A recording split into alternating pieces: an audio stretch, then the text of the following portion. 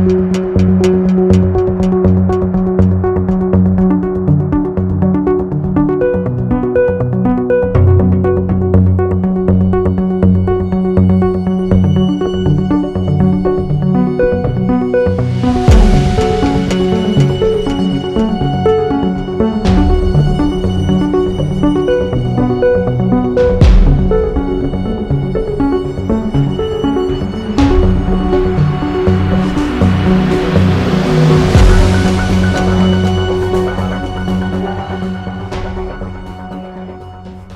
to the Scottish Paranormal Podcast. I'm your host Chris, and here we'll be delving into the multitude of strange occurrences that happen within Scotland and beyond.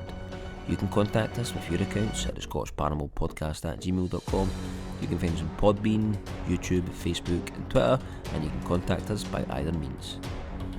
Tonight's episode, we're discussing all things UFOs with Andy McGrillen from That UFO podcast, discussing various guests he's had on and various topics. We'd just like to get right into it now, and we'd like to welcome Andy to the show. Welcome to the Scottish Paranormal Podcast. We've got Andy McGrillen from That UFO podcast on the night, and we'd like to welcome him to the show. Welcome to the show, Andy. I'm terrified of speaking to somebody else on a podcast with a Scottish accent, because I work really hard on mine to slow it down and speak a bit more posh for the American audiences and everywhere else. So I'm worried this is going to go really fast, really quick. But yes, it's good to be here. I was going to mention that to you after this. You're probably speaking really fast Scots, and then you'll need to slow yourself down. Yes, it goes 100 mile an hour, doesn't it? Yeah, it does. Aye, that's it. So where about in Scotland are you originally from? Glasgow, just west end of Glasgow. Yep, for anyone that knows it. Good. It's good to have a fellow Scot on the show as well. You know what I mean? So especially with your podcast as well. Not I mean, you've got some really hard hitting guests on your show throughout the time you've been doing it, and it's been really successful show you've got as well. You know what I mean? So hat off to you for that, for what you're doing. So just want to kind of touch on what's kind of Andy's origin story. How did you get into this, and what made you kind of take the jump to start doing the podcast and stuff as well? So always had an interest in kind of UFOs and kind of mysteries since I was a little kid. Used to love, had loads of tapes and books, VHS tapes on the Loch Ness Monster. Used to watch all those documentaries. I was the kid that would go to the library and rent out the videos and books on the Bermuda Triangle and all that kind of stuff. So I used to love that kind of thing. My gran used to tell me a lot of kind of stories and make stuff up. Was never a big fan of ghosts. Still, I'm not a big fan of ghosts. Not that I don't believe them, but just in the sense that don't want to see one. If it's, I used to work in a flour mill in Glasgow, and it was a very a huge old building, and you'd be on night shift sometimes, and you'd hear all these weird noises and bangs, and there was only me and somebody else in the mill, and there was times you would kind of go, look, if somebody's there, I don't want to see you. If it's, so ghosts were never my thing. Just from being a scaredy cat point of view, even horror movies. But UFOs, I was really interested in the idea of stuff coming from other planets, as it probably starts off with anybody. From then, when I was about 8, 9, maybe 10, had a big sighting. Like I say, I was pretty young, and it's one of those, it's just a story, because that's all it is. But it happened. I was there, and I remember seeing it. I was in the BB when I was a kid, so left the boys' brigade one night with my mum, my sister, my mate, and his mum. Mm-hmm. And it was a kind of, for anyone who knows Knightswood in Glasgow, Alderman Road, it might be, if they know the area, it's a long stretch of road, really well built up, loads of houses and shops and community centre. There's no fields or anything, it's a really built up area in Glasgow, obviously. And we left there in a kind of winter's night, and literally outside the road, crossing just a normal busy road, loads of cars and stuff. Looked along at the right hand side, and at the end of the road, where the trees and houses were, there was a sports centre. It was Laurel Park, it was called at the time. I think it's been taken over since. Mm-hmm. But just like a football pitch, and your usual rent the pitches, play 5s and 7s, all that kind of stuff. And just above the tree line, there was this huge object that looked like a Ferris wheel, but at an angle. Mm-hmm. And it was spinning ridiculously fast. So very quickly you click, oh, what's that? And say maybe, this is proper rough estimates, I was only a kid, but 100 feet potentially high, and this is right in the middle of a really built up area. Yeah. My mum has no interest in this subject whatsoever, and she'll still, if I mention it to her now, she'll go, oh yeah, I remember that, but aliens, and I'm not saying it was aliens, right? But there was this big thing on its side just spinning really, really fast, just loads of lights. And we looked at it, and I remember everybody was, oh, what's that?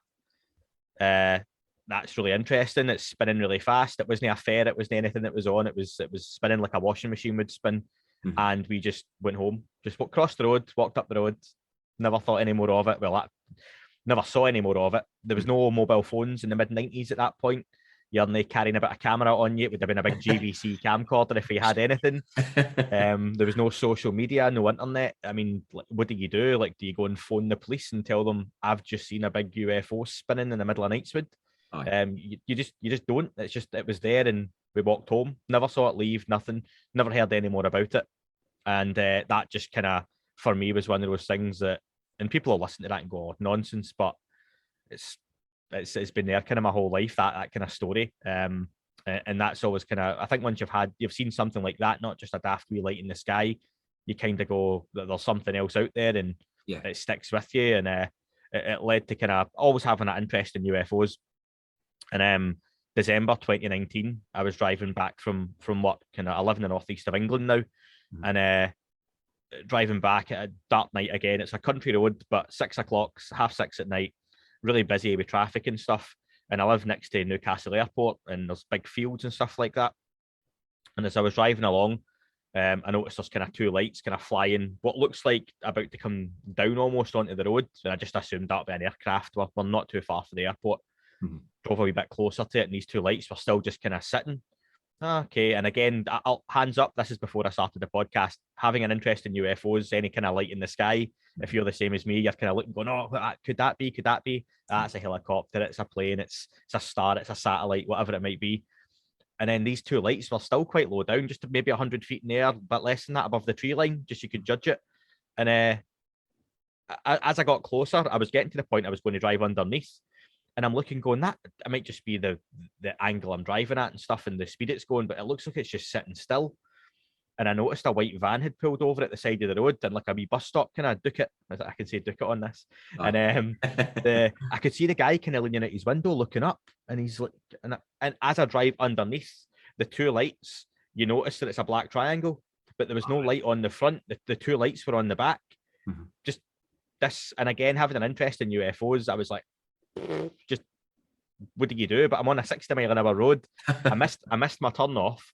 Ended up driving onto this, like, kind of looking in my rear view mirror, I can see this thing. And I remember I phoned my wife, who doesn't have an interest in it, but kind of, you know, she tolerates it, and especially having the podcast and taking up a lot of my time now. And I don't know why, but I phoned her, and I was like, I just gave her a running commentary, and she was like, all right. And I was like, but there's this thing, and it's sitting in the sky, and it's just there. There's two lights. And she was like, oh, what's it do? It's just sitting there. It's not moving. Like, I'm going to drive back round, and I pulled onto this guy's kind of wee cottage because it was the first place I could turn. And as I pulled on, him and his wife must have, I don't know, they came out really quickly, and I was like, I'm really sorry. It's just I'm just turning round in the road. I missed my turn off, and the guy was, oh, no problem. And I was like, there's a light, there's a triangle sitting in the sky up there, just along the road. And I just remember the old boy kind of looked along the road, and he went, oh, just shows you there's something else out there, doesn't it? Anyway, have a good night. And he walked back in his house with his wife. And I was like, my wife heard this whole conversation, and I just remember pulling the car back out, starting to drive along. And as I drove along, it moved off diagonally over the treetops. But by this point, a third light had came on in the front, and it was like flashing sporadically. Not like there was no pattern to it like an aircraft has. And anyway, like I say, I'd passed underneath it, and it was clearly a just black triangle. It moved over the treetops, and I drove along round the corner to see there's big expanse of field next to where the airport would be. Yeah. Nothing there. You would never have seen the triangle against that black sky if the two lights hadn't been on. And that was it. And I remember I got home. I think the more I tell this, the more cliche it sounds, but I was kind of reciting all this back to my wife, and just this thing and what happened, and a guy saw it in a white van, and she just went, oh, do you know what? I wish you could do this for a living, and just, you know, talk about UFOs and aliens. And at the time, Unidentified was on the TV on History Channel and all that kind of stuff. Yeah. And as it kind of hit then March 2020, and we were about to hit a kind of lockdown and the pandemic and stuff, I bought a microphone that I'm using just now with birthday money I had, basically. And I was like, do you know what? If I'm ever going to start a podcast, it'll be football or aliens or UFOs. And I bought the microphone thinking we're about to have a lot of time in our hands that we're maybe never going to have again. So now it'll be now or never. And the box, it sat in its box for over a month. And just again, it's the kind of boredom kicked in, and I was still working, working like yourself at the time as well, through the whole pandemic and stuff. I reached out to a couple of people as potential guests before I even had a name for a podcast or anything, and a couple of them get back to us and arranged my first interview. And like I said to my wife, if 20 people listen, I'll be happy. And here we are, kind of 18 months later, and like you say, it's for some reason it's been successful. It's going well, and it takes up a lot of my time, but that's the origin story, start to finish. All right, good. It does take. I can imagine yourself, because you do follow a lot of what's happening in the American government and basically at Congress and that. I mean, that takes a lot of time in its own to follow all that. As well, we keep them updated with everything else is out there, or out there. Not I mean, so I can imagine. I do know myself what time I put into it, and with a job and kids and dinners and everything else, you know what I mean? So it does kind of, didn't get me wrong though, I can imagine it's what you love to look at and what you love to research and what you love to do as well as myself, you know what I mean? So I was pretty much the same as yourself, and I was a kid right into it for years and years, you know what I mean? So pretty much the same kind of origin story, you know what I mean, apart from seeing the Black Triangle and stuff. Yeah. Going on to the two sightings you had, so you had the one when you were younger and the one more recently. Did you, apart from obviously the people who had seen that, did you research? Obviously, you probably did do a bit of research to find out if anybody else seen it, or it was tracked or anything else on any kind of sites or whatever. I mean, the first one, no, because it was the mid-90s, and I was like 9 or 10-year-old, and there was no internet, there was no way to kind of, you know, who do you do? You ask people, did you see a UFO last night? No, right, okay. And again, where that first one was, wasn't like it was up in the sky. It would have been hovering just above the ground on its side, spinning fast, and it makes you wonder about, as I've kind of done the podcast and you speak to some of the guests I have, and did anyone else see it? Was it just the five of us that could see that? Aye. You know, if you had been at the end of that street, walking along past that area where it was it actually there for you or other people? And that begs a lot of other questions as to why that might happen and why different people see different things. But it was in a very, very, very built up area. Like I say, if it had been 15 years later, I'd had a camera phone in my pocket, or 10 years later even. So the first one, it was just one of those things, and never heard any more of it. Again, obviously it's going back kind of 20, 25 years now. The second one in 2019, like I put online on my Facebook, sure it'll still be there and flashing up every year on my memories. But did anybody else see this? Anyone see anything? And nah, nothing. Nobody had ever reported it. Again, like I say, that white van had pulled over and the boy was hanging at his window looking up because he obviously saw it as well. But that was it. I wish at the time I'd stopped, literally just pulled over in the road, hit my hazards and started filming. But again, this goes back to the problem of UFOs, doesn't it? Or with any kind of paranormal video footage of anything, it would have been a lovely 8K Samsung camera, but filming a black sky that doesn't look, and everyone knows this, it doesn't look the same as your eyes. You know what it's like? You get one night and you see the moon and it looks amazing in the starry sky, and you take a picture and it's just this wee white dot with a black background. So it's really frustrating. And that's what it would have been. And it would have me kind of pointing at a screen, probably going, look, there's two wee lights there, and that's a triangle, but you can't see it in the camera. And people would have it would have been a nothing anyway. But the human eye just sees a lot better quality, doesn't it, in clarity than camera phones. So yeah, it's those, and I think this is what I can appreciate. I've started doing like listener call-ins the last few months, and people have phoned up and shared their own stories and sightings, and I get people email me and DM me and all that kind of stuff all the time, sharing their sightings. They send me footage and they'll be like, what do you think of this? And 99 times out of 100, it's just a light in the sky. It's great, thanks for sharing. And the stories sound amazing sometimes. And I'll just always take them at face value because I know what I've talked about and what I've seen. And at the end of the day, it is just a story. There's one source. It's me saying I saw this. Yeah, a few other people saw it as well. There's no photos, no videos.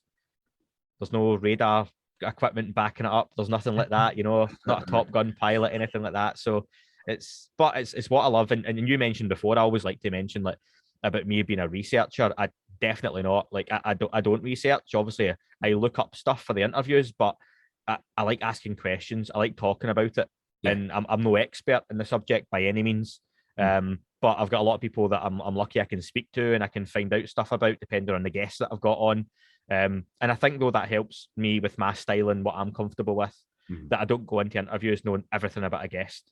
Yeah. And it's that kind of starting from scratch, and you can build on the conversation and see where it goes. So I never claim to be a journalist or a researcher. There's people do a lot of work out there, a lot of hard work as well that Definitely. they don't get the credit for. So, but yeah, But that's the thing as well, though. Although, like, it's no class as a researcher, though, because you've got these guests coming on, you've got witnesses coming on. You start forming potentially in your own head. I mean, theories, and you can put a lot of stuff together. And if you're seeing data there, although some of it's no trackable data, you know what I mean? But if you've got different witnesses coming on, for example, with callers and that, and you can pull that data together and have theories for that, and the same thing as well with the different guests you've got on as well. You start to paint a picture with it. Yeah. Like, you know yourself, you know what I mean? You paint a picture for even the now, what's happening now, with a lot of the kind of big hitters you've had on the show already. Mhm. For example, you know what I mean, you can pull quite a lot of information for that and form some type of opinion for that. You know what I mean, Yeah. so it's good to get people on who have maybe seen a lot of varied opinions out there, and then getting their kind of thoughts on that as well, regardless they know, as in, like, as I said, like, maybe call it research is probably the wrong word for it, you know what I mean, but or investigator, but it's looking, it's pulling that data together and pulling that information together and making kind of some kind of opinion on it. You know what I mean? So because you've been into UFOs and that type of subject over the years, what's the most kind of prominent UFO case that's stuck in your mind over the years? The one that kind of sticks in your mind, and the one that you kind of always intrigued about? Phoenix Lights in 1997 in Phoenix, Arizona. There's some really good documentaries online about it. There's actually a Dan Aykroyd who was in Ghostbusters. I've just seen the new film actually, and it's unbelievable. Ghostbusters, oh, amazing! If you like the first two, then I'll comfortably say there's 3 Ghostbusters movies now. But Dan Aykroyd's mad into his UFOs, and he done a documentary. I think it's called Dan Aykroyd on UFOs. Right, okay. Really good, and there's a whole section within that on the Phoenix Lights, and it's really well covered. And for the event was over the course of a couple of nights in Phoenix, Arizona. This whole really densely populated area in the mid-90s reported this huge V or black triangle, like huge, flying over the city. There's videos of lights hovering kind of over the mountains, going on and off at different times, and you literally have tens of thousands of witnesses. This spooked the locals that much that they kind of reported it to the police en masse. The local politician, the governor, was Fife Symington, who famously wrecked his political career off the back of this, because he made a bit of a joke of it. Now, let's say thousands of people reported this, and again, mid-90s, there's very little footage. If it had been now, and this is why it's one of my favourite cases, is if it had just been 7 or 8 years later, we would have had reasonable camera phones, and you would have had thousands of images and videos of this thing flying overhead and sitting there, and all we've got just now is really distant kind of news camera footage of it, which is still really interesting. But Fife Symington took these reports and basically ran a press conference to kind of appease the people of the kind of locals, and they were really serious that, we've seen this huge object flying about overhead. What's going on? Populated area, is this like aliens? Is it a UFO? Is it secret technology? And at the press conference, he famously said they found the culprit and pulled someone out dressed up as a grey alien in a costume, and it got a chuckle from the kind of local journalists and reporters. But the locals hated it because he literally was calling the whole place liars. He now has come out on every documentary kind of since in the last couple of years, and talked about how he saw it as well, that he was told to lie about it and just get rid of the story and make it a nothing. The official explanation was it was military flares being dropped, which is what you see on the video apparently. But if those are flares, they are hovering for a long, long time. They don't appear to be dropping. They're just kind of sitting in the distance. And that doesn't equate for people seeing these things flying over the town over and over again in the kind of size they would have been. So it's so frustrating that we had that kind of mass sighting I think everyone would love in 2021. And it was just before we had the technology to really capture it properly. So that for me is one that always kind of stands out, is that it was very close to being much bigger than it was. Like the population were livid after that press conference. Yeah. That was totally ridiculous. But aye, brilliant for that. What about moving back to obviously Scottish Paranormal Podcast? We kind of cover a lot in Scotland for what we're kind of trying to pull in this area and outer areas as well. But what's the most kind of prominent Scottish case that sticks in your head? What's a bit of a controversial one is the photo that was taken in the Calvine UFO. Nick Pope's famously talked about having a picture on his desk that was taken away or taken down of it's like a fighter jet, basically escorting what appears to be a big diamond-shaped UFO in the kind of hills of Scotland. Now, it's been one of those that it's been around this 20, 25, 30 years now, this story. But it seems that only in the last few months, information came out that, one, the people taking the picture, and it was sent to the Daily Record. Have your opinions on that paper as you want. But it was sent to the Daily Record and lost, apparently, the original photographs. There's artist and CGI interpretations of it, which Nick Pope say are exactly as he used to have. This big kind of diamond-looking metallic object with the kind of fighter jet behind it. But the people taking the photo were apparently worried about their safety, and that's why they never came out and talked about it. But apparently recently that came out, they were actually poachers and shouldn't have been where they were. So that's one reason they never wanted to come forward, because criminally they were on land they shouldn't have been on. There are military exercises in and around that area. I think there's a US military base, or there's US military use it, or did. That was kind of confirmed a while back as well. And it seems to be, the likelihood is it was US technology, that there was something that was flying through that cavern that people shouldn't have seen, but more than likely was US tech being tested out in a remote area of Scotland. You're right next to the sea as well, so you can go in and out kind of without being seen, kind of remote area. And that's one that still sticks about, because it looks like there was some sort of exotic technology, not necessarily though alien, but kind of really decent futuristic military tech that people managed to get a picture of that they shouldn't have. So yeah, that's the one that sticks out for me. Other than that, there's a lot of cases, and this is, I suppose, where I see my place just now in the whole subject. I've got like the podcast, and I tend to focus on a lot of the more modern and newer stuff. When you look at a lot of the cases in Scotland, they're just tales and sightings. You know, you'll hear about the A70 incident, or there's this incident in these woods, or there's they all tend to be very similar. That there were lights came down, somebody saw a saucer or a craft, and then it went away, and that's it. And they're all told and kept going by really old school ufologists. And I think the issue there is a lot of these folks, that for the great work they've done, and again the many books they've written and the magazines they've been part of over the years and the conferences they've ran, a lot of them don't seem to want to come into 2021. And you mentioned what's going on in the US government and the Senate just now. You know, the more modern sightings, the more modern theories, some really reputable theories. We're talking about like data being backed up with like radar, FLIR cameras, pilot testimony, hearing about pilots filming these things on their own mobile phones. So obviously we don't get to see those videos. And these guys and women that were involved in the subject for so long and done all this great work, their expertise would be good if they just kind of came forward into the now a little bit. But you get the feeling that people have a narrative they're comfortable with, and they've been so comfortable with it for so long that they don't want to kind of get away from that.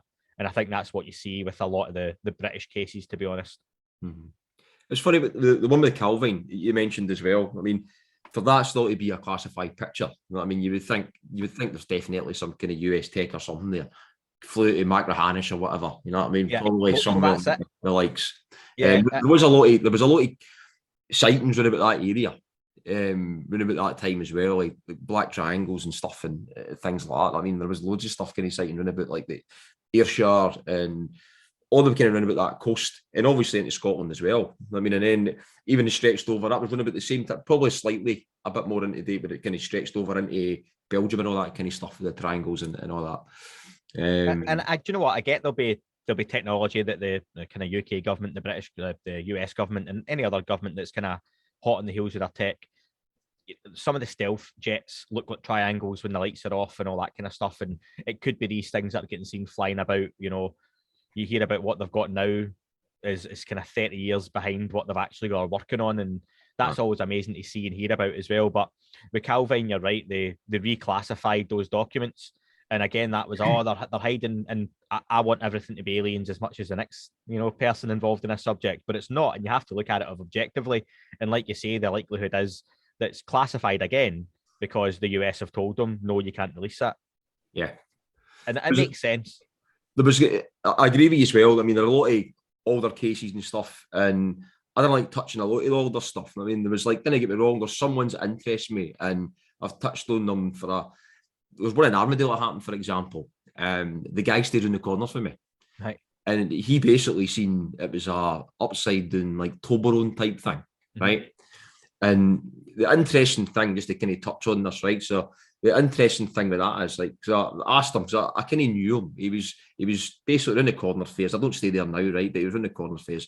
And I managed to get in touch with him. I says, look, could you take me to the spot?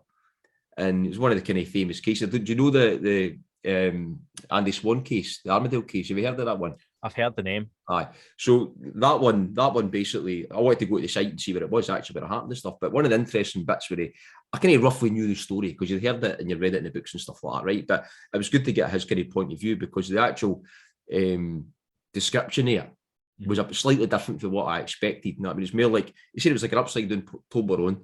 The back, it was splayed at the back. It had a kind of point on it. It was black with kind of rounded edges. He said it was about 40 foot long, 15 foot high, and about 15 foot wide at the back, but it kind of went to a point in the front. This thing came over and it sat about 50 to 100 meters from him, above the ground, 15 foot above the ground, right? But when the police came, right, the interesting thing, I'll kind of go for the story as well, when the police came at the end, right, so he called the police, he was up there, cut a long story short, not into it, obviously, I'm interviewing you, right, but he called the police, they came up, they picked up the inspector or something as well. The funny thing was, I never heard this when he was talking about it. He said they had these slippers on. There was an inspector in the car with these slippers on. They were interviewing and stuff, right? And there was about 3 police cars there. And he said the interesting thing was, because they must have seen it, because they turned the corner, this thing just kind of backed out the way it came in and then disappeared. And he said they came in, interviewed him, a couple of police cars parked in front, and they were talking to him in the car, and they realised that he was actually talking sense and he wasn't drunk or making it up or whatever else, right? And he said the interesting thing is one of the police guys jumped the fence and put a traffic cone where this thing was sitting in the field. He said I never told him where it was. And told, because like he was in the car talking to them, and one of the ones in another car did that. I mean, but I found that quite interesting. The main thing I found that interesting for is because it was round the corner for me. I mean, it was literally about a mile from my house. So I think that's part of the issue with the subject for me, though, as well, as whenever you're talking about it, it's easier to think about it as being something that happens in other countries. When you try and think about, being for Glasgow, like UFOs over Dumbarton or Partick, or, why a UFO flying over here, like Almondvale, flying over, Falkirk, like, it doesn't sound right, does it? It doesn't fit, but you're like, why not? Why wouldn't it happen here? And I suppose it's the same if you're watching a movie and you're in the middle of a Brad Pitt film and somebody with a Scottish accent pipes up. It's like, that seems out of place because you're so used to it. It's just like that doesn't happen in big movies. It doesn't. UFOs don't fly over Scotland, and I think that's kind of the issue that kind of happens with me with it a little bit as well. But why not? Why not over the M8? Why not? And the Calvine photo, fast lanes, get the nuclear kind of silos and stuff like that as well. So there's a lot of reasons to kind of hover about, and kind of, I know Clydebank in Glasgow's got a bit of a rich history in terms of UFO sightings and stuff as well. Famously getting bombed a lot going back to the wars, and it's not far from Fastlane either with the kind of nuclear submarines and stuff. So yeah, but there's a lot of really interesting cases going round about Britain as well. What's the strangest story you've been told? It could be from a listener, it could be from a guest. So one of the ones that's probably kind of stuck in your mind the most. I know obviously I've asked you one about Scotland, the one about the globe. Or it might have been one you've touched on already. Trying to make sure it's something I wasn't told off air that I'm allowed to repeat. I've got a few as well, and you can just like strangest story. Maybe come back to that. Come back to me on that one. Yeah, just as we're talking, something will come to me. I'm just don't want to incriminate myself. Strangest story. Okay. But with the kind of guests you've had on as well, and it might not even to do with the guests you've spoken to in regards to the kind of topics they've been kind of touching on. It could even be just stuff you've read. It could be what kind of thing would keep you up at night? And I'm not talking about obviously your kids or your dog, or if you've got a dog, or your wife's home or anything like that. Cool. So this might actually, while you've been asking me that second question, I've thought of my answer to the first one. This might link back into it anyway. Mm-hmm. I suppose recently we've had a lot of talk, and this is nothing new really, but I suppose it's the people it's coming from in terms of a really serious investigative journalists like Ross Coulter, for example, I've spoke to a few times, that there's potentially, impending cataclysms, some kind of serious event going to happen, whether it's like a meteor strike on the Earth, or it's going to be some kind of solar flare, or some kind of disruptive event that may or may not need some kind of intervention. And it starts going down the kind of more woo and out there route. And especially when it comes to UFOs, there's the nuts and bolts, and then there's the woo conspiracy, more out there stuff. And this kind of maybe falls in the middle of it. That for me is kind of interesting, that you see an increase in these sightings when it attains to the military. There's a lot of talk, and this might be jumping all over the place now, that some of these objects may be from here, that they're not from outer space, but they're not human. In the same breath, that they're either based underwater, they live in different dimensions, different realities, they share the same space as us. You talk about like the electromagnetic spectrum, and you've got Wi-Fi signals bouncing all over the place just now, but you can't see them, but they're there, and they're doing a job, and there's data being transferred, and there's almost a whole plane of existence that you can't see, but you interact with via the phone you've got in your hand. But within that electromagnetic spectrum of all these different areas, in which I'm no expert, what if there were other species or organisms or life that had developed within those spectrums, and they live alongside us and we don't see them? I mean, your paranormal podcast, all these things that will be talked about in terms of like ghosts, it would make sense that if there was another spectrum, that things may now and again fade in and out, whether that be UFOs, ghosts, big feet, dire wheels, whatever they might be, and they're just along different planes, and we call them like realities, dimensions, whatever you might want to call it, but they exist in all these different places. So if we share the same kind of space and something was potentially going to happen to the Earth, would something, if it was like a non-human intelligence but really highly evolved here, step in and help out? Has that happened before? Or to the other way, like, we hear about these kind of nuclear weapons going off, and that's when a lot of the UFO sightings kicked off in the late 40s, is because the kids, like the human species, kind of found the matches. The kids found the matches, they found the sharp tools, and it was right, what they're going to do with it. And it's like, the way I heard put quite recently was about a gorilla in the zoo. And if you went to a zoo and you see this huge gorilla that could tear you to shreds, but it's in its cage, it's safe, but somebody drops a key, and it's a key to the cage. Now, the gorilla's not going to know straight away, I'm going to pick this up and open the cage. It's going to pick up the key, stick it in its mouth, play about with it, throw it about, use it as a toy, and then you go back the next week and the gorilla's holding the key a bit more properly, and it starts looking at the door. You're still not going to do anything, but you'll be curious. And then the next week you go back and the gorilla's at the door banging the key off the lock. It's getting closer, and that's where, if we got another species watching us with that key, and we're just battering it off the lock, and it's wondering what we're going to do. Are we going to be a destructive species? Or in terms of kind of nuclear technology and how we might develop, are we going to kind of open the door and kind of contribute? Or, and that's when you think about cataclysms, and that's what I was going to get back to, like with guys like Ross Coulter and others who have talked about this over the years, as another species potentially there to hit the reset button on humans. You hear about like the Mayan civilizations, and you hear about rumors of Atlantis potentially being something, and that humanity's got to very developed levels in the past, but something happened and it went away and had to start again. Is it something that's here that hits the reset button? And that's quite interesting, obviously not a nice thing to think about, but when people say, why don't the governments just come out and tell us that there's aliens, or there's something else that's not human that's really intelligent, people can handle it. And you think, well, how would the public react if the government came out and went, look, we don't know as much as you think, there's actually something on this planet that's not human, and we don't know a whole lot about it, we just know they're really advanced. I think that would panic people even more than hearing there's aliens coming from Mars or some other galaxy, that all of a sudden you find out you're not the main species on the planet. And that, oh, well, where are they? Why are they here? What did they do? How long have they been here? We don't know. What do you mean you don't know? We don't know. That's why we've not told you. Because it's better to not know. And that's why, like, the kind of US Navy's having so many encounters, the British, as much as the British government deny it, there are, there's a lot of reports that go on in the background from the British point of view, and governments the world over have all these encounters. Mm-hmm. And that probably let me loop round to the kind of stranger stuff that I've talked about or heard. And it's not entirely strange, but I suppose for people that aren't too familiar with it, that there are a lot of people, very high-ranking senior officials within different governments, but the US government especially, that they don't like pursuing this topic, which they know is legitimate, because they feel it's demonic.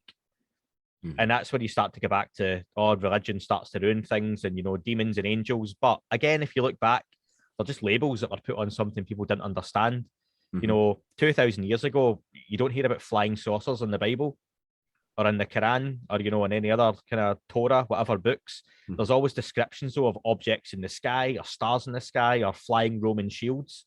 Yeah. There's Vatican scriptures that talk about, flying Roman shields, but that's how they would describe that.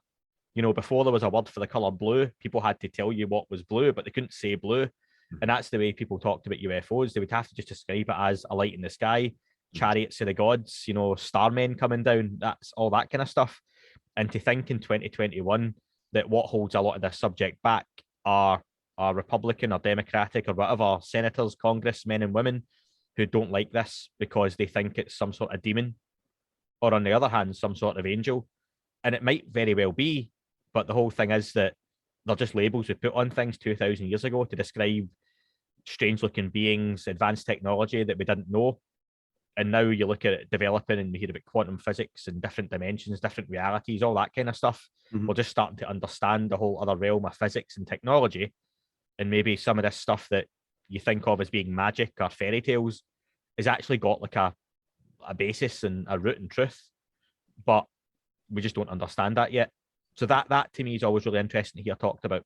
You can imagine as well where that's the kind of thing it does, like, going back to the way it keeps you up at night. And I get in a roundabout way, I know what you mean with the description of that. I mean, it's the same kind of thing for me. Like, for example, like the kind of somber statement. I know, like, Lou kind of described what that was and stuff like that. But on that kind of podcast that I had with Kurt, looking behind what he would, obviously the breadcrumbs and stuff like that, it's you do come out of that and think, what the hell does he know?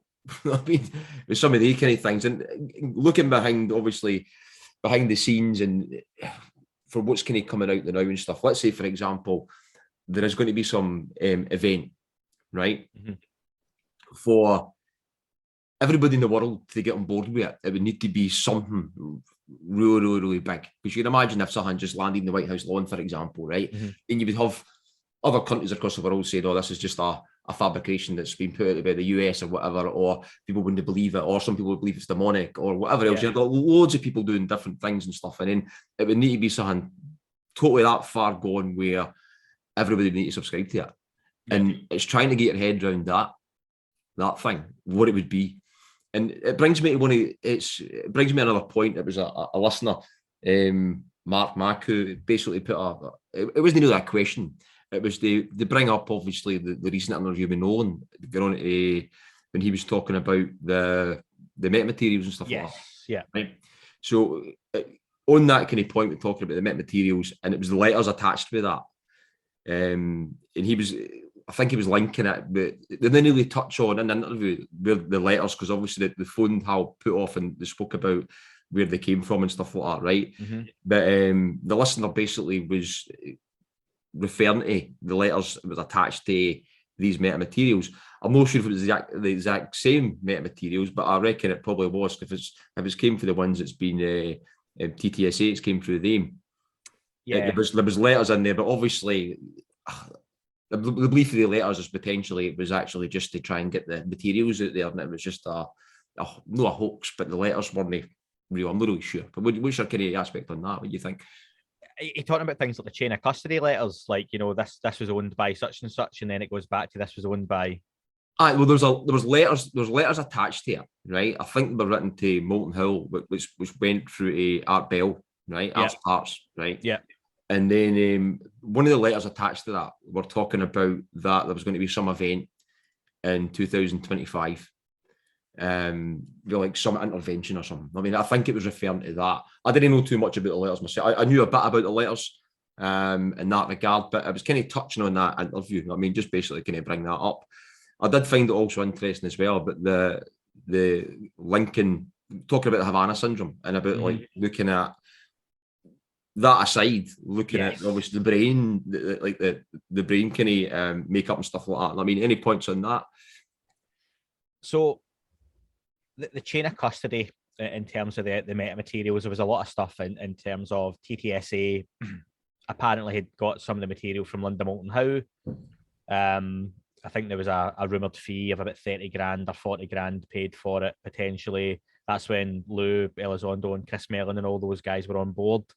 TTSA then signed a CRADA agreement with the US government. Lou and Chris left and it all kind of went away. Regarding the materials itself, I think do you know what? I'm always wary of talking about like dates and stuff like that, because seeing this subject or like any kind of paranormal like discussion, there's always something happening a couple of years away from now, and it always comes and goes with nothing having happened. I'm always very like wary of like dates on things. Like, how would you work out a date? Or why would if you're talking about an alien species, how do they know the 4th of March 2025 that's the 17th of June 2019? Right, it doesn't make any sense. So, and especially if you start to talk about beings that may experience time in a completely different way to us, it doesn't even mean the same thing. Could have already happened for them, could be happening again, it could happen multiple different ways. So I'm always very wary of those kind of dates and stuff as well. Gary Nolan, though, as a scientist, is, I think, one of the probably unsung, unspoken kind of heroes in all of this. And totally. I think Nolan knows a lot more than he talks about publicly. Yeah. I think he's very good at holding back. I seen the initial results from the testing was that essentially we need better equipment and we need more time and more funding to test this. But I would imagine they've got a pretty good idea of what they've got and how they need to test it. But there's various ways and means of doing this. The materials, some of those themselves were in the Phenomenon documentary where James Fox put out. Yeah. And that was what you seen Nolan and Jack Valet walking about with towards the end of the documentary as well. So I think they do have some interesting stuff. Lou Elizondo himself has sat on Fox News and said, yes, I believe the US government is in possession of exotic materials. I imagine quite a few governments are, the Russians, the Chinese. I just don't think they're as far down the line with a lot of this as people think, in terms of that they have all these technologies and everything else. If they do have anything, I imagine they've managed to do bits and pieces. I don't know if you're going to mention Bob Lazar at any point, but he talks about reverse engineering saucers and craft and everything else. And just my opinion is that if they do have, which they more than likely do, kind of downed whole craft, it'd be a little bit like Independence Day where they've got it, but they don't quite know what to do with it. And in Independence Day, he talks about how the aliens turned up and everything just switched on. I imagine it would be a bit like that, where they've got this stuff and they're looking at it going, how does this work? Like, what we meant to do with this? And we've got a rough idea of this part, and we've got a little bit of this part. But if you drop a motorbike back in the 1600s in the middle of a village, they're not going to be able to turn it on or start riding it. But you know what? They might work out these wheels are useful, or this material is useful for this. You might find the cook with it, or use it to kind of build a roof. But they're not going to know it's a motorbike and what it's for. So I think a lot of that's the issue, that there's a heavy weight to be put on the idea that the governments are given too much credit as to how much they know and how far down the line they've managed to get with a lot of this technology as well. I did find it interesting with the brain scans. With and kind of reading the transcript for it, with the bit in Vice, but it was talking about, not going into too much detail with it, but it was the brain scans and then kind of linking a bit of it to kind of Havana syndrome. You know what I mean? And Havana syndrome is obviously, that's been, you can read between the lines, it's going to be some kind of EMR weapon, you know what I mean? A microwave based kind of weapon. You know what I mean? And the thing I find interesting with that as well, there's like a small community of people who have got a condition called electrosensitivity, which is exacerbated by EMF and EMR, right? And I wonder if they've got the same type of, it's like scan, you know what I mean, as well? Because it seems to be, it's either what's caused it in these people was it's unknown, mainly for the fact that it's either they've maybe had exposure to EMF and EMR, which has caused it and exacerbates it when they're in the vicinity of it. And that would probably be the same for example, with the Havana syndrome. I mean, if people have been exposed to some type of weapon, and then after that, they'd have been, if they're exposed to any other EMF or EMR after that, I mean, that probably exacerbates it. And it's like the same kind of linking if people have been in, for example, pilots have been next to craft or whatever else. And then there's also been other kind of issues kind of linked with that and stuff like that. I found that pretty interesting in that anyway. The Havana syndrome stuff, yeah. So the two schools I thought are, one, you've got Russia, China, the US, etc. all have this technology where they're messing with each other basically, and it'd be a great way to kind of quell politicians or spies or, you know, cause injuries without even having to be there, whether it's from satellites or however they're using this tech. Or the other one is it's some sort of phenomenon-related injury. I spoke to Thomas Winterton, who's the ranch superintendent at Skinwalker Ranch, and he has suffered from almost that identical thing a couple of times now. Mm-hmm. He talked about with me where he'd been digging on the ranch, which they always say not to dig and don't disturb the land and all that kind of stuff. And he ended up getting headaches and went for an MRI eventually. And he had a massive lump on his head, and they couldn't work out how it had happened. Mm-hmm. And basically, they were saying he had a layer of fluid that had separated the skin from the skull. Yeah. And the medical team at the hospital were like, we don't know how this has happened. We've not seen this before. Mm-hmm. And he said the same thing. Is that something phenomenon related, that because he's been digging on the land, and is it because of what's in and around that area that's caused that potentially? But I could also see how that sort of directed energy type weapon, which are getting more and more popular, aren't they? I've just seen today the US has tested some laser weapon out at sea very successfully, and I'm sure the Russians and the Chinese have got all that kind of tech as well, or they're working on it. You could see why it would be very advantageous for one of them to have that. Especially to use something that leaves very little trace. Remember, famously in the UK, a good few years ago now, we had was it the Novichok poisonings? Yeah. Where the Russian spies were coming over and they were rubbing it on like door handles to poison the kind of spy and him and his daughter. And I think the guy died eventually, didn't he? Mm-hmm. But if you've got something that you can literally invisibly hit people with, you know, at a meeting, a gathering, an embassy, whatever it might be, I get why that could be something that realistically comes out the realm of James Bond and into real life. Mm-hmm. I think these weapons have been about for a while. I mean, they have been there, no in a conspiracy sense. I mean, they have been there for a while, and they've been developed more and all that kind of stuff. But going back to, obviously, you brought up like Skinwalker there. The same way Travis Taylor, he basically, you could see he had some kind of exposure on his hand or something as well. Yeah. And then you see at some points on the ranch as well where the EMF and the EMR just goes totally off the scale. And obviously, the only way to try and to get away from it is to basically be in a, what do you call it, a Faraday cage. You know what I mean? That's what we went inside, obviously, the kind of one of the kind of tin kind of huts, right, which wasn't a makeshift Faraday cage, but it worked as a Faraday cage. Yeah. But all that kind of stuff, and that's what was bringing it as well. So that's that with obviously with the phenomena, and then obviously with the weapons, right? It's the same type of. And obviously, these people are electrosensitive. It's all the same type of, on a roundabout way, symptoms that they get out of it. And I mean, I just kind of found it quite interesting.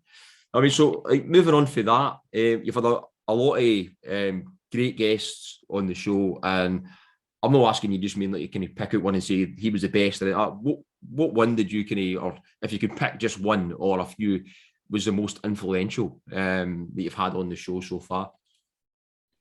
I think getting to speak to Lou Elizondo was massive for us. You know, I was less than a year in. He is the kind of main guy. Some people love him, some people hate him. I was fortunate to meet him for lunch about a month ago in London. It was really nice. To get to speak to him now a couple of times on the podcast been great. And he's done 1,000 interviews, and I really try and make the most of when I get to speak to someone like that, to not ask the same questions that another interview has asked them. And that's not to downplay what other people do, but I like to think someone like that, people are tuning in to listen to Lou, not me. And try and ask them something different. Ask them in a way that they don't have to talk about NDAs or say, I can't really mention that, and just be clever with the question and the wording and stuff like that. So Lou is always a massive one to get and to do it well, that he's came back a few times, and I've been lucky to kind of stay in contact with him. Ross Coulter, I just spoke to last week for the second time this year as well. His book In Plain Sight is just there. Great Huge book. book. Australian journalist. His documentaries. He's got one that has just been updated with new material. They're both available on YouTube. If you just type in Ross Coulter, Channel 7 for News in Australia. It's good. Really great guy to listen to. He's got some fantastic sources by the sounds of what he talks about. He's very level-headed. He's been running documentaries on Epstein, Prince Andrew, all that kind of stuff. So he's a really hard-hitting journalist in Australia. He's been a correspondent in various different countries and conflicts over the years as well, if you look back through his career. And he's looking at being one of the first mainstream journalists to actually look at this subject properly, not like you see in the UK in the Sun or the Daily Star and all these papers that laugh and joke about it. I know. But and you'll appreciate that with any kind of paranormal article or piece. It's always a joke and a laugh and tongue in cheek.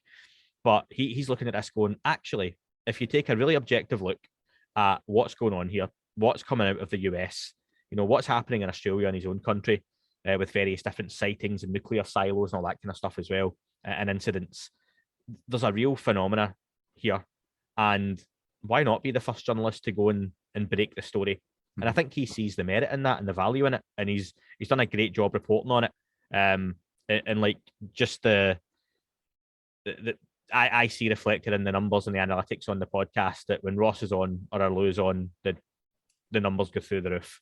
And they're always great. And Ross is just starting his own podcast, a kind of couple of limited series with Bryce Zabel, who's again a guy who commentates and writes on the subject well. He's wrote a book on it. So those two have been pretty huge. I've had a lot of great guests, and I really enjoy listener call-ins and speaking to my kind of regular co-host Dan. We do a lot of the news updates and break down what's happening at the minute. And I suppose I come at from that point of view. The Senate bill that's going through, and I don't look into it in too much detail, and Dan kind of breaks it down in an understandable way, and I'll ask the questions off the back of it. But a proper personal one for me that was really good was I got to interview George Knapp, who is, again, he was the guy who broke the Bob Lazar story in the late 80s and has reported on this subject now for 30 years to great ridicule and a lot of his expense. And again, he's a really well-known prize-winning journalist, and I got to talk about his career outside of UFOs on that interview as well. But he was great to speak to, and that for me that was like a personal one, getting to interview someone who I think I respect as a really great interviewer as well. So I've been very lucky though, for anyone that comes on to speak to us, I appreciate it. But brilliant. I mean, the guests you've had on are really, really good. I mean, in terms of going back to Ross, in his book In Plain Sight, I mean, it's really, really well pulled together, pulling every aspect in together. I mean, for people picking up the subject for the first time. Yeah. And which I find you can obviously quite a lot of the stuff as you've been into UFOs for years, and so have I. I mean, so you pick it up and you'd know some of the cases in the book. But I think the concise manner he's pulled it together, and even the newer stuff as well, where you see how it all fits in together, and you could easily see how obviously with Lou, Harry Reid, how all of that ties in, you know what I mean? And it's although we know it, for people looking at the subject, and they'll just maybe pulling out to maybe see Lou and thinking he's a disinformation agent. No, I mean, then you see all that and get it pulled together, and you can see how the inner workings of it, why it is getting pushed out there and all that kind of stuff. And I think he's done a really great job of that. And his dad's Scottish as well. So yes, he is. Yeah, he was talking to us about that on the. My dad lives out in Australia, not far from us, Colter, as well. But yeah, he's a great guy, and he's really good to speak to. And like I say, he's doing a good job in this subject. Good. You know what I mean? So going with that, you've had a lot of good guests on. I mean, and is there anybody you've not had on yet that you want to get on? Yep. Chris Mellon, former Undersecretary of Defense for the United States, is the other guy who, along with Louis Elizondo, has really pushed this topic forward in the last 4 years. He is whenever there was conspiracy theories about, Tourist Stars Academy and these guys are in it for money, if anyone ever questions Chris Mellon's background, if you Google his family and what they're worth, it goes into the billions. This guy doesn't do work for a couple of million quid. It's not about that. No. For a guy who was, again, former Undersecretary of Defense for the Bush administration as well, I believe it was, he has been in pretty high places with some pretty powerful friends making big decisions. So for him to come out publicly and talk about the UFO subject, to sit on TV and say, look, let's not write off the ET hypothesis here. Mhm. You know, let's put everything on the table. Is it Russia? Is it China? Maybe, but I doubt it. Mhm. This guy's he's putting his reputation on the line. And I think when you're at that level of wealth and respect and power, your reputation probably means more than a lot of that stuff. Mhm. And he's still pushing this subject forward in a very, very public way. So he's the type of guy, though, you're lucky if he gives Fox News 3 minutes. Mhm. So he is a long-term target of mine to get on the podcast to speak to. And also I'd love to speak to Bob Lazar. Again, his book's in the pile there. It's a really well-known story. He's had a documentary out a couple of years ago through Jeremy Corbell, and I just, there's questions I would have for him. I'd like to speak to him about, and yeah, he doesn't do too many interviews. So that would be a pretty. Oh, and one more if we're going Scottish actually while I'm on here. Gary McKinnon, who famously hacked NASA and allegedly found the evidence of alien life and that NASA knew about it and all that kind of stuff as well. I emailed Gary through his professional email address because he's got a business now. And he very kindly got back to me just saying, look, I'm not looking any time in the future to be doing any interviews based on that kind of stuff. But, you know, thanks. And if it ever changes in the future, I'll, you know, kind of be in touch kind of thing. So that would be a nice one to have on as well, but probably very unlikely given what he was getting done for. Yeah, no, I'd be lucky if he can maybe get back to computer again. Yeah, exactly. I was thinking his internet must be internet must be monitored 24/7. Yeah. Aye, probably his computer probably be like an old Atari. But like to play a great guest to get on the show. If he's lucky. If you can get him on. What was the word? Off-world. What was it? It was the employees. It was like something like that. Off-world. I know it's off-world. I'm going to, if you want to carry on, I'll quickly. Aye, cool. I was trying to think what it was here. I mean, but aye, really, really good. So obviously you've, like myself, been involved into UFOs and reading. You've probably read quite a lot of books I've read and documentaries and all that kind of stuff. So you tend to kind of form opinions and form some kind of theories, your own theories and stuff like that. With the guests you've had on, and for probably what's happening now, has any of your opinions changed from like parts of the subject?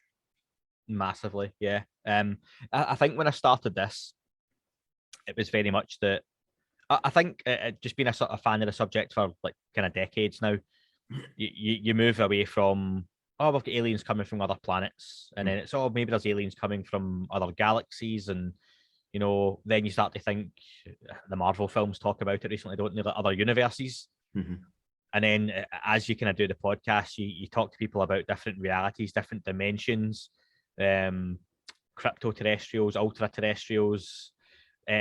Last night I was speaking to Dr. Michael Masters, and he's got a book coming out on extratemporal beings, which are beings that exist in different planes of existence and time. So again, it's wow stuff to kind of think about. And I think the more you look at it, that for me, the phenomenon is like an umbrella phenomenon, that there's a lot of things at play. I think there's a lot of evidence that starts to suggest, if you're looking at people like Lou Elizondo and co, if you were taking a shot every time we said his name, people will be drunk by now.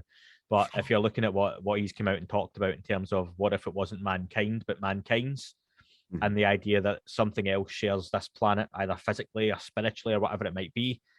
I think there's other intelligences here that have been here long before us. I just watched actually for the first time recently the film The Abyss. I'd never watched it. Amazing film. I mean, it's. I suppose I can spoil it because it's been out for decades now. I mean, when you go back to when it was actually made, but it's the idea that there's alien life already here under the water, and they're worried about what we're doing to the planet, all that kind of stuff. But then you look at other beings coming from different dimensions. And then you've got to look at intent. Are they friendly? Are they hostile? Are they neither? And I've used the analogy, I don't know if you've ever heard, Chris, I've mentioned a couple of times about, you know, maybe we're just like fish.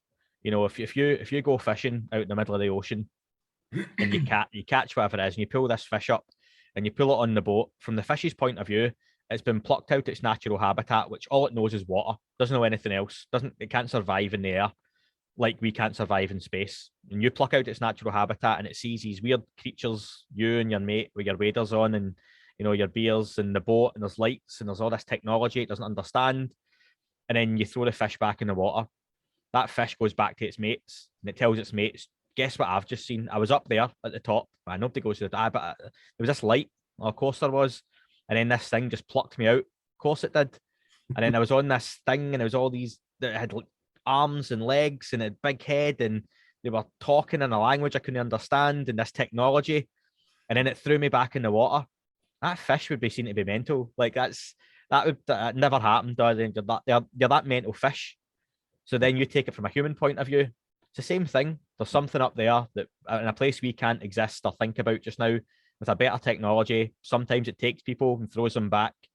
And it's that for anybody who would ever question like abductees or why would they do that? Well, we do it to other life forms that are classed as lower than us. So why wouldn't something again above us be doing it to us? When you watched The Abyss, did you think when you were watching it, I wonder what the real story behind this was? It makes you wonder, like, where they get the idea from. Is that just purely someone's, that would be a great story? Or is it something they've heard? And I know it's something I've talked about a couple of times in the podcast. And recently my co-host Dan done a show when I was laid up with COVID without me on the connection between various like Hollywood industries and movies. And I know I spoke to, I'm going to say Louis Elizondo again, right? And I asked him what his favorite depiction of UFOs was in any movie. Mm-hmm. And he said he'd only just seen it recently, but Close Encounters of the Third Kind, he thought was pretty spot on. And he said like Spielberg definitely had and it's always been mentioned or reported that Spielberg had kind of inside knowledge from people. Yeah. That the way that film was made, and famously Jacques Vallée was associated with it. Mm-hmm. The French scientist in the movie is apparently based on Jacques Vallée. Mm-hmm. Who is someone that people should go up and read about if they're not sure who he is. And he said that was pretty spot on as well. So I think there's been a lot of movies throughout history that kind of indicate something else or what it may be. And Spielberg done E.T. as well, didn't he? Yeah. So again, are there these folks in these kind of high industries that they hear a bit about the subject, they're interested in it, they get a little bit of a nugget or a breadcrumb of, well, maybe it's this. They go away and make a movie, and it gets you thinking. Maybe you should have a look at this script. Aye, basically, yeah, aye. Just change that bit at the end. What if they were underwater? Post a script through Spielberg's door, just leave it anonymous. Do you know what? I can imagine Spielberg having that idea, or someone like James Cameron having the idea for The Abyss, and it being like, oh, it's going to be in space, and they're going to meet these aliens, and somebody just went, what if it was in water? What do you mean? What if it was under the water? Just go by what you've got, but who knows? But yeah, it's fascinating that there's that potential disclosure, or soft disclosure, or whatever it might be, used through TV and film. The last year or two, there's been a whole host of, I think Apple have a couple just now, is it Invasion and Foundation, are two TV shows on Apple. I've only watched a couple of episodes of, I think it's Invasion, again when I was ill a couple of weeks ago, and it was all right. We had the War of the Worlds remake that was set around various different countries rather than all being in one place at the same time, and that was quite interesting. So there's been a lot of stuff the last few years that's kind of depicted various different invasions or scenarios where aliens turn up. I think one of the interesting, just to kind of finish on that bit of the subject, I mean, one of the interesting ones that I see coming out next year was the one they go inside the moon. Can't remember the name of the film. Have you seen that advertised? Oh, I saw the trailer for it. Yeah, good, actually. And it's a structure. Yeah, which is a theory and all that. Yeah, that was pretty interesting. There's a few. Mm-hmm. Right. So moving on. From the start of this kind of soft disclosure, or if you want to call it soft disclosure or disclosure, I'd probably just say disclosure now rather than soft disclosure. What revelation shocked you the most? There's been a lot, obviously, but there's been. Are you talking particularly the last 4 years, kind of? Aye. Obviously, since the Tic Tac event was pushed out, obviously unidentified and all that kind of stuff in 2017 anyway. So either that, or you want me, I could follow into the next question, which maybe even link into that, which potentially, right? So you can either have two separate answers for it, or if you want to kind of link into this. So, although there's been many, right? What breadcrumbs that Lou's left is stuck with you the most. So that's like, you could potentially link that into the same question. Okay. Or breadcrumbs alone. So yeah, it's just, okay.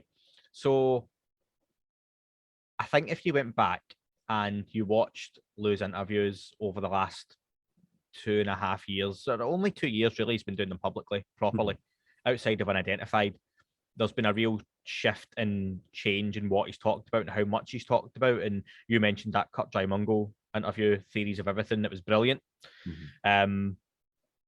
I was lucky to speak to Kurt before he done that, because he was asking about some of the questions he was going to be asking, and myself and my co-host Dan were speaking to Kurt about what he was going to talk to Lou about, because I just interviewed Kurt a few weeks before, and he's a really nice guy, really interested in this subject.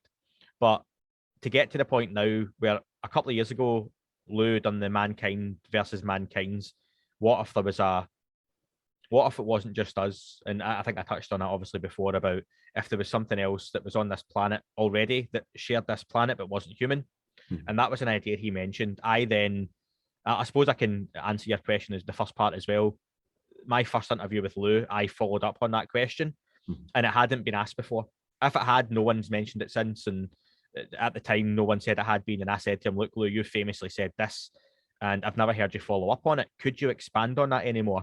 The idea that there's mankind's and how it would affect us. And he used the example of a cigar or a cigarette. And he talked about if you've got a cigar and it's part of it's burning, you've then got the part that's already burned, and then you've got the bit that's still to burn. Think of that as time. And he said the part that's already burned, the ash, that's the past. The part that's still to burn is the future. But then you've got this cherry, as he called it, the part that's already lit and you can see is burning away, and that's the present. That's a moment. But if you look at that closer, it overlaps. It's not perfectly symmetrical. The cherry, you can see if a cigarette or a cigar or something's burning, it's at different points, top and below, where it overlaps and changes and burns quicker at different points. And he said, what if there was another species, just for talking's sake, that could exist in all those moments at the same time? What if they could go back and forward in this present, but go back 5 minutes and forward 5 minutes?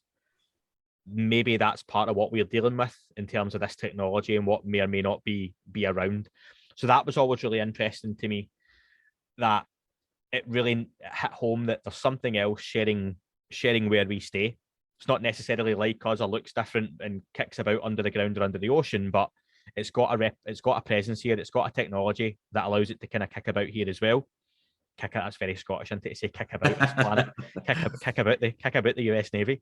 And then he expanded on that to answer the second part of your question even further, with Kurt Mungo mentioning that there's indications now that around 70,000 years ago, human genetics were tampered with. That at the time we were far from being the kind of apex predators on this planet, but at that point we got a boost and suddenly we became the top dogs. And then we've came a hell of a long way in a very, very short time since then. And when you look at him go from maybe it's mankind's not mankind, to then talk to me about what if there's another species that experiences time differently to us and can go back and forward, to then, there's potentially something that is here, has been here, and is actively playing a part in our own evolution as a species. I've found that as a soft disclosure or breadcrumb that he's woven and added to as he's went on over the last kind of couple of years. And for me, it makes sense thinking back to when you hear about like abductees and families being like hereditary, that within your family, if your grandfather was an abductee, your father was, and you were, and potentially your kids are going to be, and that can happen, and it's in the genetics, it's in the blood, that maybe for another species that experiences time differently to us, they're not picking up somebody 70 years ago and then 50 years ago and 30 years ago. For them, that could happen in an hour. Totally. Yeah, let's go pick up the grandfather. Let's have a look. Let's study. Let's do whatever we're doing to the DNA. Cool. Put them back. Right. They go in. They're in their ship, and then for them, they go forward 30 years. They're essentially time traveling, but it's just the way they can exist and the way they experience time. They go back down, and it's not Chris's grandfather; it's Chris. But then they could go back and see Chris's father. Then they could go forward and see Chris's, grandkids three generations down the line. So that for me would make a little bit of sense as to how these things keep tabs on people, because for them it's 5 minutes, for us it's 70 years, 80 years. I did find that interesting, that comment with or comments referring to markers in the DNA, and it also kind of following on for that what John Ramirez says in your podcast when he was kind of I wouldn't call it a breadcrumb, I'd probably maybe call it a slice. He'd maybe left a few slices, but a link in that, and you know what I mean. So if you kind of look behind that, I mean, potentially looking at like we could be the hybrids rather than looking at the if you're looking at kind of the abduction scenario going back maybe say 20 years ago or maybe even slightly less time in that. And there's a lot of different theories out there. There's a lot of different camps on what they think it is or good or bad or whatever. But the whole kind of thing with that is like if there was a hybrid kind of thing, looking at obviously with the witness cases and that are out there, it's all intergenerational. I mean, it makes more sense. It does make more sense in that sense. I'm not saying it's real or whatever, but it makes more sense than just making a hybrid race. Why would you go back through intergenerational and all that kind of stuff? Yeah. So I found that really interesting. I did also find John Ramirez's comments on the radar and all that really interesting as well. Really knowledgeable in that. I quite enjoyed that as well. So, do you think probably like that's? Do you think disclosure's stagnating any or is ramping up? No, I tend to go along with the idea now that it depends what people's definitions of disclosure are. The idea that we're going to get the UFO in the White House lawn landing is probably not going to happen. And there's something that only came up a few months ago. I think one of my guests mentioned it to me was people complain about it's always the US government because the US government's the leaders on this, whether we like it or not. They're the ones advancing the conversation most at the moment. That they're not to be trusted. Conspiracy theories abound. They covered this up for 75 plus years. Yet we're waiting on them telling us what the facts and the truth are. So why is it on one hand we don't trust what they've done and why they've done it, but on the other hand we're waiting on disclosure from the government? So I think what we've got, as much as we're going to, is that the US governments came forward and admitted they've got an interest in UFOs, and yes, they exist, and no, they don't know what they are. So there's your disclosure. Yep, they're real. That the US government's come out and said, yes, UFOs are real. We have studied them. We actively funded a program to the tune of millions of dollars to study them. There's something to it. We don't know what it is.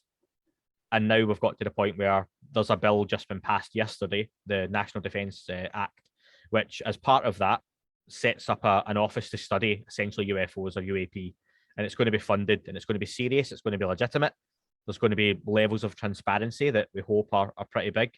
And this hopefully kicks that conversation onto the next level. So for me, I think we move away from, we've got disclosure in a way that they're real. We know that. The government's admitted that. But I think what we move towards now is more of a confirmation. And it depends on what your line of thinking is as well, whether the US government have bodies in Roswell locked up, or they've given the private aerospace industry, or they've got flying saucers or not. If they admit to that and they come out and say, look, Chris, going to be in your podcast next week, and Biden comes on and says, okay, here's the bodies, here's where the aliens are. Yes, they crashed in the 40s. They've crashed since. We've spoke to them. Then a lot of people get into a lot of trouble at that point, because over the decades, there have been cover-ups and lies, and there have been deaths. And you look at, you talked about the pilots who have been exposed to various levels of radiation, will be owed millions and millions and millions of dollars in compensation. There would be trials in court. There'd be congressional hearings. People would go to jail. It would be really messy. And they would be baying for blood because the government lied, they weren't protecting us, all that kind of stuff. They were hiding technology that, why are we still sending up space shuttles? Why are space shuttles blown up? Why are commercial aircraft blown up or crashing? when you've got anti-gravity technology, etc. Mhm. So I think what would make more sense, not that it's right or wrong, but I think what we'll get, and we probably have to accept to move forward, is more of a confirmation where they'll play ignorant and find out along with us. And that could take years, but maybe one day we get Bill Nelson of NASA come on and say, in conjunction with the UFO office in the US, we've managed to pick up some interesting satellite imagery of an object that we believe not to be human. There's your announcement. It's not aliens, but we've seen an object. Maybe nothing else for a couple of years. A couple of years down the line, we're still studying this. It's being funded, and we've managed to find maybe a few of these on this planet as well, and it develops from there. And they kind of discover it along with us. A bit like if you're in your group of mates and you know a secret that your mate's having a fling that it shouldn't be, but none of your other mates do, but you don't want them to know, and then they all find out, and you go, "Oh, that's terrible, that, isn't it?" Like, maybe that's what the US government's going to do and be like, "Oh, apparently there's something else. Apparently they're alien." Like, and they'll study it along with us, and that gets rid of all that blame and consequence for the previous 75 years. Just additional to that, although everything's happening, right, and it's all going in the right direction to a certain degree, do you worry that it contracts? Yep. I think there's a lot of people who, even though we're so far down the line, who are at the point they would say that the genie can't go back in the bottle. That's it. It's all going full steam ahead now. Of course, it still could go away, because I do see, as much progress as we've had, it's got to keep going. There's no kind of end in sight yet with this, and I don't think there will be for a long time. But I do see where those more old school ufologists, people maybe in their 60s or 70s, who say they've seen this before. I get that, because there was talk of it at the UN in the 80s, and it never quite went far enough. There was, other, like Project Blue Book, was what it was, but there have been times throughout the last kind of 75 years where it's been a hot topic, and it's went away. Yeah, maybe it's not went as far as it has now. We never had social media like we do now, which is a huge influence, because all of a sudden, breaking news in the US is breaking news in my house and your house within 30 seconds, because we see it on Twitter, we see it on Facebook, your apps all flash up. They never had that back then. So it is harder for it to go away, but I think people still have to be curious and ask questions. The mainstream public definitely need to get, the mainstream scientists as well, mainstream media need to get on board and have some serious conversations. And it still shows you that while there's interest in the US, that interest like goes up and down like a roller coaster in terms of the mainstream media reporting. The UK, it's still a joke. Still a laugh here. It's still mocked in the news. You don't see it in the BBC or ITV or Sky News without the newsreaders kind of having a laugh and a bit of a smirk with it, or the X-Files music playing, So there's still a long way to go. It gets a small snippet at the end of the news, and it's never talked about again, or it's a small snippet in a newspaper. And that's the thing as well. It's like the mainstream media really needs to get on board with it, because it's frustrating. Your average man in the street or woman in the street, you probably came across it yourself. You maybe talk about it or bring it up or something, and they don't know anything what's going on. And it's like you've not got the time to actually explain it all to somebody, because it's so vast. And there is obviously, you maybe put somebody in the right direction. We say, right, listen to that podcast, or listen to this, or listen to that, or whatever. But it's there's still people who, through reason, don't know it and don't want to know about it. Some people have got are basically got fear, and they don't want to know. Like my wife's in the camp where she believes in stuff, but she doesn't want to know because she just doesn't want to know what's there. So you get people in that kind of camp, and then you will get people who believe, obviously. But I think you're right when you're saying, like, the mainstream media has to really play a better part in what they're doing and stop treating it as a joke, you know what I mean, and things like that. So we can just run down. So I want to just a kind of paranormal rundown. We could just get on for this pretty quick if you want. I mean, so thoughts and theories in the below. So we're going to cover some stuff we're going to go through. So alien abduction, I'm going to touch on that a wee bit. So what's your kind of theory on alien abduction? I know obviously you've got guests on the show and you've discussed certain points I've kind of brought up already. What's your own kind of theory, alien abduction? I think it definitely happens. I think there are some serious, real, legitimate cases. I think a lot of it could be put down to mental health issues or trauma going back into people's childhoods and stuff as well, and it's a way of people dealing with certain things. But I think there are some real, genuine, true cases you probably don't hear about it as much in modern day because mental health is so prevalent now. Whereas the Travis Walton stuff or Calvin Parker back in the 60s, 70s, 80s, mental health wasn't really talked about. And if people came out with those stories, you believed them or not, they were crazy. Or actually, some of those stories like Calvin Parker and Travis Walton, Betty and Barney Hill, the famous first one, those hung around. Whereas I think if those same stories happen now, it wouldn't get reported on, or like you say, it'd be a joke in a newspaper, or it'd be a story online. So people probably don't come forward. The true genuine experiencers will tell you when you see them on social media, especially on Twitter, there's still a lot of laughter and derisory and derogatory comments, and you get why people kind of shy away from it. But for me, 100%, it does happen. Totally. Do you ever get people on the show who'll just maybe want to offload their experience, but they don't want you to relate it? Do you ever get that? I've not done much on abductions, to be fair. I did have Calvin Parker on way back at the start of the podcast, and it was less of an interview, and I just let him tell his story because it's a well-known one, but it was fascinating to listen to. And Calvin Parker's getting on in years, and his health's not been fantastic either, especially in the last year. He's had some issues, but I think it is one of those where you do just have to let people tell their stories. Or I just had some experiencers on recently, actually. I done like a little series of interviews with experiencers. And for me, it was just let them tell their story. I ask a few questions, but I'm not there to prove it's true or false because maybe it has happened in their mind. Maybe it did happen, really. And there's also the idea that, imagine you're an abductee, Chris, and I'm, in a non-spooky way, I'm standing over your bed watching at night. And you get abducted and you wake up in the morning and tell me about your experience. But as far as I saw that night, you never left your bed. So maybe there's an abduction of consciousness. So you have went there and you have had that experience, but just not physically. So there's those aspects to it as well. And the conversation does get pretty wild and crazy because you start hearing about different types of beings and, procedures and all that kind of stuff. But I'll just go back to the fish analogy that we do some pretty weird and wonderful things to animals on this planet. What about aliens among us? Bob Bigelow famously on 60 Minutes said that they were right under our noses. We don't have to go looking out in space for them. That comes from a place of knowledge for a guy who, obviously, Bass was a huge defense contractor as well for the US government. They were heavily involved with OSAP at Skinwalker Ranch.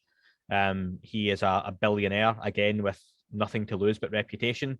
And he said himself, wasn't it? I don't give a damn what people think of me because I know this is true. So yes, to what extent, I don't know. Are they literally, passing by you in the street when you're going to the shops? Probably not. However, you look at the genetics, the DNA manipulation, if that's possible, and are they here? But like I said, when you look at those like electromagnetic spectrums or the visible light spectrum, are they around you, but you just can't see them? And again, that's where I would tie it into things like, ghosts and specters, apparitions, and all that kind of stuff as well. What about future us? I think time travel, as we see it in the movies, isn't necessarily what's going on.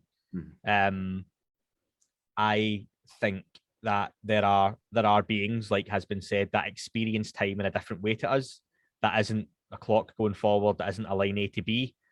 I think you've got those kind of like Mobius strips, as you've seen, that go around in different ways, and beings can go in and out. So for them, they go along a timeline in a different way to us and experience it in a different way.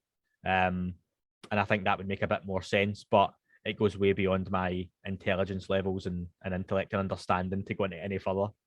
So I'll link the next two. I've got like Skinwalker Ranch and window areas, but let's just talk about window areas. So the idea, you've got these different places on the planet that for whatever reason seem to be easier for beings or activity to happen, whether it's they can come in and out easier, and whether it's like a conductivity thing, like electricity conducts well through water. Is it a case that these craft can manifest easier in different places? I've wondered about, if these objects are based here, but they're seen in space. For example, the Tic Tacs were picked up coming in from 80,000 feet by the radar, but they came in from higher than that. They were just picked up on the radar ceiling of 80,000 feet. So if those objects were in space, is it a case of that they're behind the moon? Is it a case of they travel a great distance?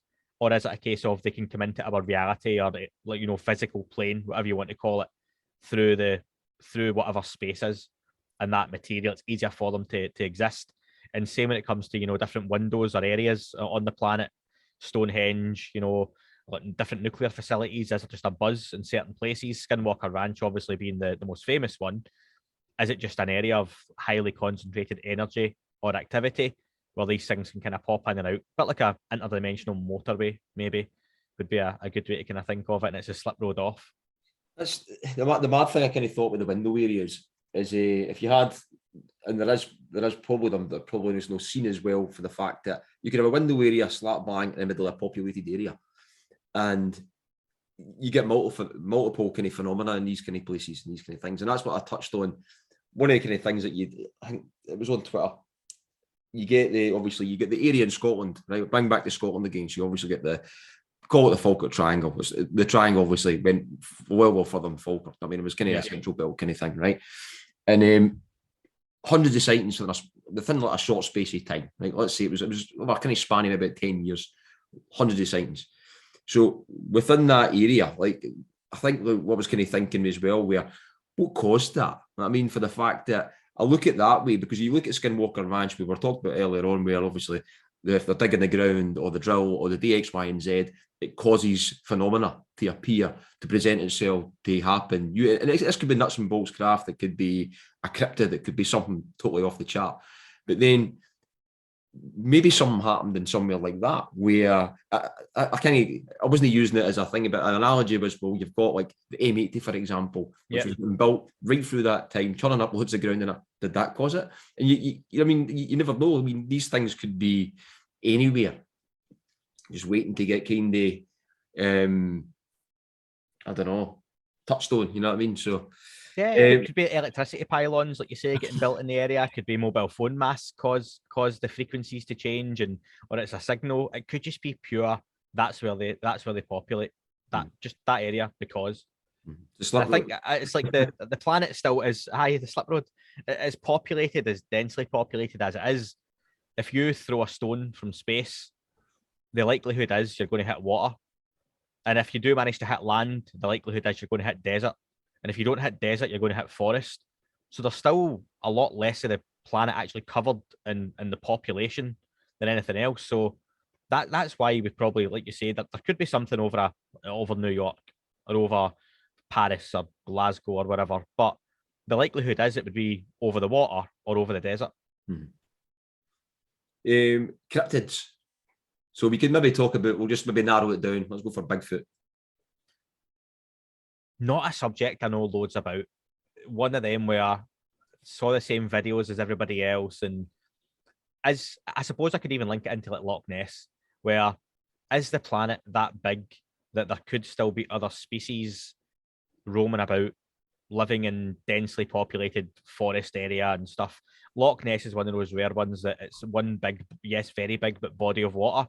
So surely we would have seen more by now, or it would have died off. But then maybe it can go in and out to sea, but probably unlikely. But then Bigfoot, why not? There surely must be a lot of species on this planet that we haven't found yet that are living in maybe small numbers, hidden away. As we kind of knock down all the forests on the planet as we're currently doing, you're probably going to get rid of a lot of species anyway, unfortunately, which we're trying to reverse obviously just now. But I think there's something to it. I think it's one of those things that's very regularly and very easily hoaxed. Demonic. I think it's just a label for something that we never understood a long time ago. And if we have had something that has popped in and out of our evolutionary stages to help or hinder or just observe, then it makes sense that people then would have described it as, demonic, because religion was the big thing. Whereas, there would have been times where it would have been wizards and fairies. And then you get to a point where, what would we call them now? You would say aliens, because that's the terminology and the languages we're used to. In 2,000 years, would it be something totally different? Potentially. But again, I honestly think it's just a label. Andy, I'd like to thank you very much for coming on. I appreciate your time tonight. If you want to add anything else, or you... No, it's been good. It's been nice being able to speak with my normal accent, and people are going to understand it, which is don't, nice. don't worry, folks. I'll slow it down. I sent a voice message to a friend in the US the other day, and she replied saying, "I think something was wrong with that. It's sped up." And I listened back to it, and it wasn't sped up. It was just the way I was speaking, walking the dog. But yeah, if anyone wants to listen to the podcast, it's That UFO podcast. I'm usually on Twitter 24/7. You can ask the wife about that. It's at UFO UAPAM, or if you just search That UFO podcast, and it's available on every podcast platform you can get, including YouTube as well. What's next? Have you any guests coming up soon? Yeah, so I just spoke to Dr. Michael Masters last night. That'll be coming out Monday the 16, 17, 18, 19, 20th. Monday the 20th for everybody. It comes out a few days earlier on Patreon and stuff like that. But again, if people haven't heard it before, you're not going to want to get and pay for something you've never heard. But it's always free anyway, after a few days, just with the adverts and stuff. Michael Masters. I've then got Frank Milburn next week. Really good guest to speak to. And I've got, given it's the end of the year and things will slow down a bit, myself and my co-host Dan are going to be releasing a review of 2 documentaries. One of them just came out, The Observers. Had like Richard Dolan, Jimmy Church and all that in. I've not seen that one yet. I'll tell you about it when you stop recording. Right. And I mean, if you're interested in the subject, worth checking out. Yeah. I wouldn't pay 15 quid for it. And the other one's Multidimensional, which I don't actually think has been released yet. I got a screener for it, and that is mainly Australian-based, Peter Maxwell Slattery, talking about a lifetime of, orbs and observations and entities and all that kind of stuff as well. So a bit more in the woo spiritual side of things. But we're doing a review on that. And yet into the new year, I've got lots of ideas for guests. I've started reaching out to, I don't plan too far in advance, but Ross Coulter will be back on at some point. Looking to get George Knapp back on. Lou Elizondo's coming on to do a follow-up on his listener questions show. And then again, I'll be getting into speaking to other journalists, researchers, scientists, and just hearing some new voices as well. Oh, ideal. Listen, well, thanks very much for your time tonight, and I appreciate you coming on. I know it's you're quite busy, what you're doing, holding a job as well, and dealing with the kids and stuff like that. So, wish you a good holiday at Christmas time, and I'll hopefully catch up with you New Year at some point. Genuinely, anytime. I'd be happy to come on as long as I'm free. Like I say, it takes up a lot of my time at night, but again, Merry Christmas, Happy Holidays, and all that to you, the listeners, and everybody else. Cheers. All right, thanks very much. I'll catch you soon. Cheers. Cheers.